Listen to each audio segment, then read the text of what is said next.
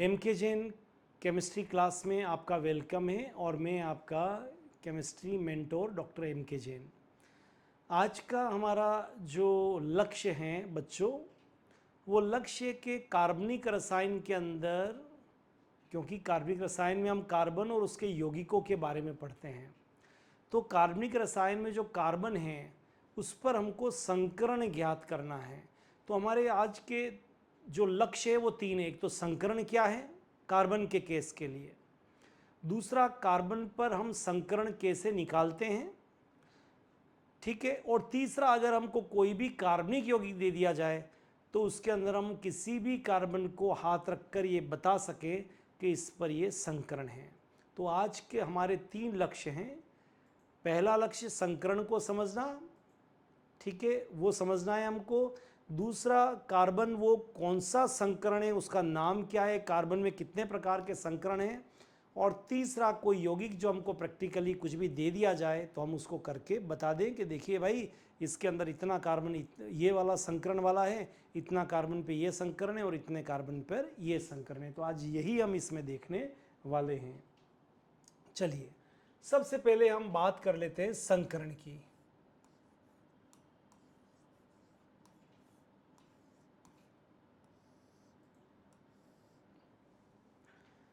सबसे पहले हम बात करते हैं संकरण की, और संकरण का जो अर्थ है वो बहुत सिंपल है।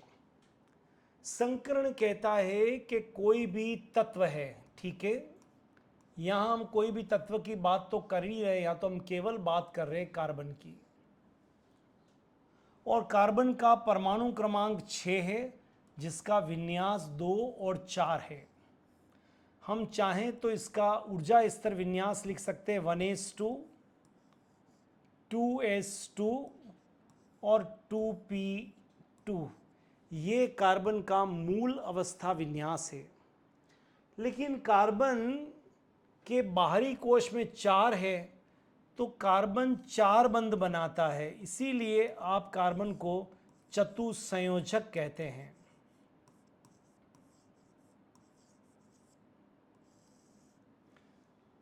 तो ये जो कार्बन चतुसंयोजक है तो इसको 4 अयुग्मित इलेक्ट्रॉन चाहिए। तो देखिए ये तो अंदर वाला इलेक्ट्रॉन है, लेकिन एक इलेक्ट्रॉन यहां से 2s से 2p में चला जाएगा, तब ये 4 बंध बना पाएगा, क्योंकि s में एक ही कक्षक होता है, p में 3 कक्षक है, px, py, pz, px, py और pz। तो ये कोई भी तत्व आप ले लीजिए, उसका इलेक्ट्रॉनिक विन्यास आना चाहिए। तो हम यहाँ तो कार्बन की बात कर रहे हैं, तो हमारा लक्ष्य ही आज कार्बन है। तो कार्बन के बाहरी कोश में ये कार्बन का इलेक्ट्रॉनिक विन्यास हुआ। अब संकरण आपसे कहता है कि अलग अलग आकृति,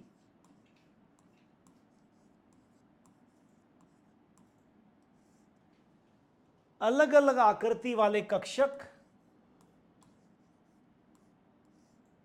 जिनकी ऊर्जा भी अलग हो, तो अलग अलग आकृति वाले, जैसे एस है, तो आप ये जानते हैं कि जो हमारा एस है वो गोलाकार होता है, लेकिन जो पी है वो डंबलाकार है। अगर वो एक्स अक्ष पर है तो उसको आप बोलते हुए आए हैं पी एक्स, अगर वो वाई अक्ष पर है तो आपने उसको बोला है पी वाई, ये आप जानते हैं। और अगर वो पी जेड मतलब जेड अक्ष पर है तो आप उसको बोलते हैं पी जेड। ये एस में एक इलेक्ट्रॉन, ये पी में, एक्स वाई में और ये जेड में। तो अलग अलग आकृति वाले कक्षक, क्या कहा हमने, अलग अलग आकृति वाले कक्षक जिनकी ऊर्जा भी अलग अलग है, जब आपस में मिलते हैं, जब आपस में मिलते हैं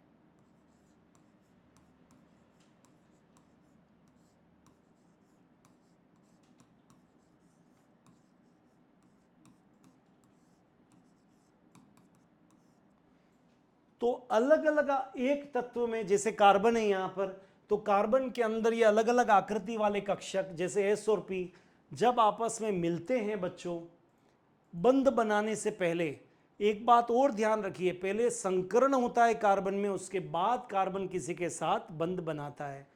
तो वो उतनी ही संख्या में, जितनी संख्या में वो मिले थे उतनी ही संख्या में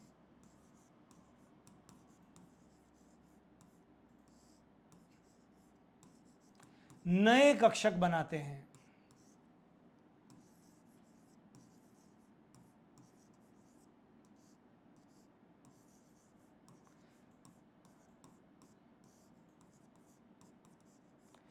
तो जितनी अलग अलग आकृति वाले कक्षक आपस में मिले उतनी संख्या में वो नए कक्षक बनाते हैं। इन्हीं नए कक्षक को हम बोलते हैं संकरित कक्षक।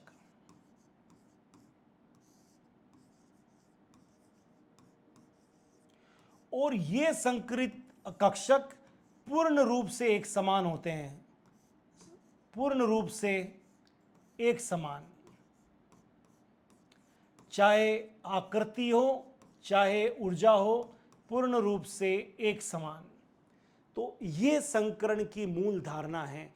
तो ये कार्बन था, कार्बन के बाहर आप देख रहे हैं एक तो एस था और ये P X P Y P Z थे। ये दो भी मिल सकते हैं, तीन भी मिल सकते हैं, सब भी मिल सकते हैं। और जब ये अलग अलग आकृति वाले कक्षक मिलेंगे बंध बनाने से पहले, तो उतनी ही संख्या में, जितनी संख्या में वो मिले थे, मान लो एक एस और एक पी आगे देखते मिलेगा तो दो संकरित कक्षक बनाएंगे। तो जितनी संख्या में वो मिले थे उतनी ही संख्या में संकरित कक्षक बनाएंगे और वो संकरित कक्षक पूर्ण रूप से एक समान होंगे। ठीक है, जितने भी बनेंगे और उन सब की आकृति ऐसी होगी, कोई छोटा नहीं कोई बड़ा नहीं, सब एक तरह से होंगे। तो संकरण आपका पहला लक्ष्य पूरा हुआ कि संकरण का मतलब है कि उस तत्व जो कार्बन था, उस कार्बन तत्व के बाहरी कोश के जो कक्षक थे वो आपस में मिले और जितनी संख्या में मिले उतनी ही संख्या में उन्होंने नए कक्षकों का निर्माण किया, जिनको हमने नाम दिया संकरित कक्षक।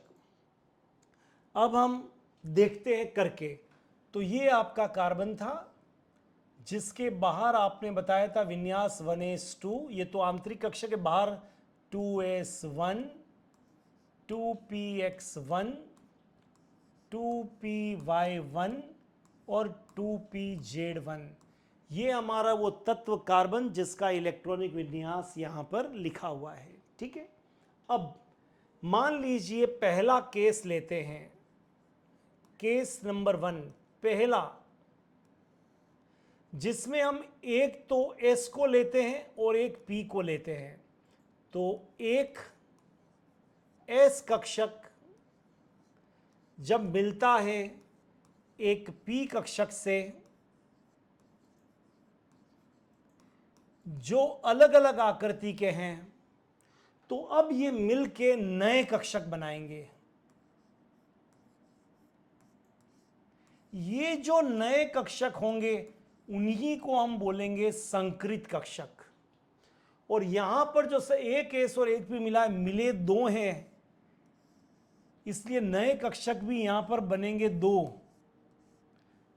दो संकरित कक्षक बनेंगे और प्रत्येक संकरित कक्षक का नाम होगा sp और sp। उसमें s के गुण भी होंगे और p के गुण भी होंगे। अब हम मान लीजिए दूसरा केस लेते हैं जिसमें एक तो s है, लेकिन इस बार हमने 2p को लिया है।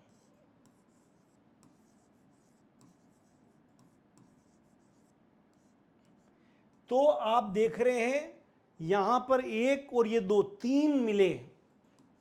ये जो कक्ष बन रहे हैं कितने मिले आपको? 3 मिले। तो यहां पर 3 नए कक्षक बनेंगे,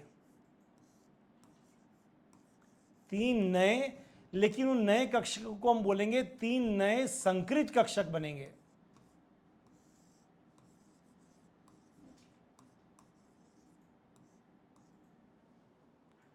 तो जितनी संख्या में मिले थे उतनी ही संख्या में बने, पर इन तीनों को अब हम बोलेंगे sp2, sp2, sp2।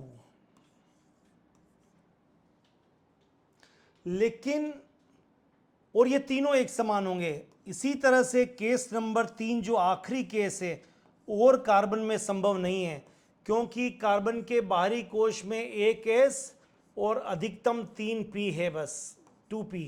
ये 3p कक्षक मिल गए।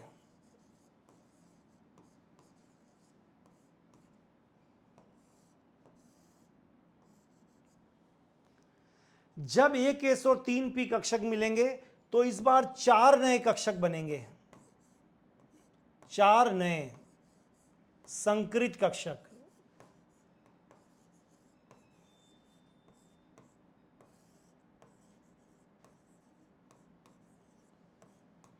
इस बार 4 नए संकरित कक्षक बनेंगे, लेकिन प्रत्येक को हम बोलेंगे sp3 sp3 sp3 sp3। तो संकरण की जो परिभाषा थी उसके अनुसार तत्व कार्बन था अपना, उसके बाहर ये हमारे 4 थे।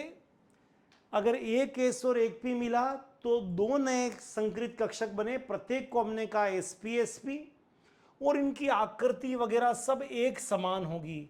ठीक है, ऐसा नहीं जैसे ये एक sp है तो दूसरा sp भी ऐसा ही होगा। और हम एक संकरित को बड़े और छोटे लोब से बनाते हैं, 3 बने तो यहां पर भी हम ऐसा ही बना सकते हैं, 1 2 और 3। यहां 4 बने, 1 2 3 और 4। तो ये संकरित कक्षक यहां पर बने हैं। ठीक है, अब हम देखते हैं आगे इसको। अब देखिए, फॉर एग्जाम्पल आपके 3 कार्बन sp3 भी हो सकता था, कार्बन sp2 भी हो सकता था, और अगर एक S और H मिलता तो कार्बन sp भी हम यहां पर बना सकते थे।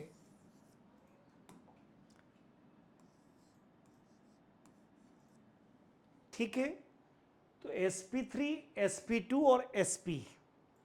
तो जब sp3 बने तो हमारे संकरित कक्षक 4 थे, जब sp2 थे तो हमारे 3 थे, और जब sp थे तो 2 थे। अच्छा, अगर मैं प्रतिशत की बात देखूं तो S प्रतिशत इसमें 25% होगा, और P प्रतिशत 3 भाग है इसलिए इसमें 75% होगा। अगर मैं sp2 में देखूं कि S प्रतिशत कितना होगा,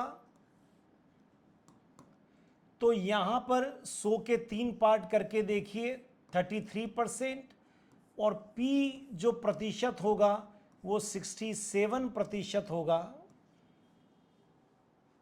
अगर मैं यहां देखूं तो S का जो प्रतिशत है वो 50% होगा, और P का जो प्रतिशत है वो भी 50% होगा, क्योंकि यहां पर ये sp है। यहां एक और चीज इंपॉर्टेंट है, और वो मैं लिखता हूं कि संकरित कक्षक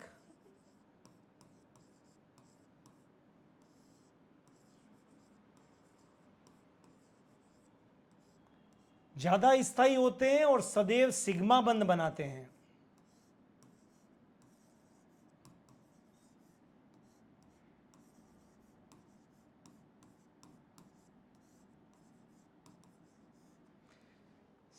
संकरित कक्षक सदैव क्या बनाते हैं, सिग्मा बंध। इससे हमको फायदा ये होगा कि कार्बन के केस में हम लिख सकते हैं संकरण की संख्या, ये सूत्र बन जाएगा बराबर सिग्मा बंध। मतलब अगर आपको सिग्मा बंध गिनना आ गया तो आप संकरण की संख्या निकाल लेंगे, और संकरण की संख्या निकाल देंगे तो आप संकरण बता देंगे। जैसे फॉर एग्जाम्पल कहीं पर भी किसी भी कार्बन पर अगर 4 सिग्मा बंध है तो संकरण की संख्या 4 हो जाएगी, और तब इस कार्बन पे संकरण होगा sp3। अगर किसी भी कार्बन पर आपने गिनना चालू किया और सिग्मा बंध मान लीजिए 3 है, 3 सिग्मा बंध, तो फिर यहां पर इस कार्बन पर संकरण हो जाएगा sp2। और आपने गिनना चालू किया सिग्मा बॉन्ड और कहीं पर किसी कार्बन पर केवल 2 सिग्मा बंध है, क्योंकि अतिरिक्त पहला बंध ही सिग्मा होता है, बाकी पाई होता है, तो फिर यहां पर 2 सिग्मा बंध हो गया, तो संकरण की संख्या 2 हो गई और संकरण यहां पर आपका हो गया sp। तो किसी भी कार्बन, कोई भी यौगिक आपको दिया जाए, आप सिग्मा बंध की गिनती कर कर आप संकरण को बता सकते हैं। ठीक है, आप इनकी आकृतियां भी बता सकते हैं। अगर sp3 संकरित है तो फिर जो आकृति होगी यहां पर वो होती है चतुष्फलकीय।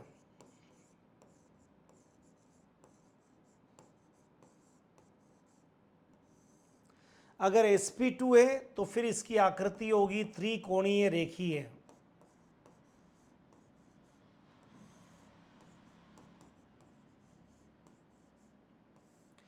और अगर ये sp संकरित है तो फिर इसकी आकृति होगी रेखीय। तो आप आकृति भी बता सकते हैं, आप बंध कोण भी बता सकते हैं। 109 डिग्री और 28 मिनट, यहाँ पर 120 डिग्री ये बंध कोण है और यहाँ पर 180 डिग्री, क्योंकि ये रेखीय है। तो बहुत सारी जानकारी आप यहाँ से दे सकते हैं। अगर आपको संकरण निकालना आ गया, जिसके लिए आपको सिग्मा बंध जो है वो काउंट करना है, तो 4 सिग्मा बॉन्ड होने पर आपका संकरण हो गया sp3, ज्यामिति हो गई चतुष्फलकीय और बंध कोण हो गया 109 डिग्री और 28 मिनट। हम चतुष्फलकीय ज्यामिति बना सकते हैं। ये चतुष्फलकीय ज्यामिति जिसमें हर एक कार्बन के यहाँ जो बंध कोण है वो 109 डिग्री और 28 मिनट का है। आप त्रिकोणीय रेखीय भी बना सकते हैं, जहाँ पर हर एक के बीच जो एंगल है, कोण है, वो आपका 120 डिग्री का है। और आप जब लीनियर रेखीय बनाएंगे तो यहाँ पर बंध कोण 180 डिग्री का हो जाएगा। तो बहुत सारी जानकारी आप यहाँ से कर सकते हैं। ठीक है, अब हम किसी उदाहरण को देखकर और हमारा जो तीसरा लक्ष्य है उसको प्राप्त करने की कोशिश करते हैं कि आपको कोई भी यौगिक दे दिया गया हो, CH3 CH double bond CH C triple bond C CH3 CH3 and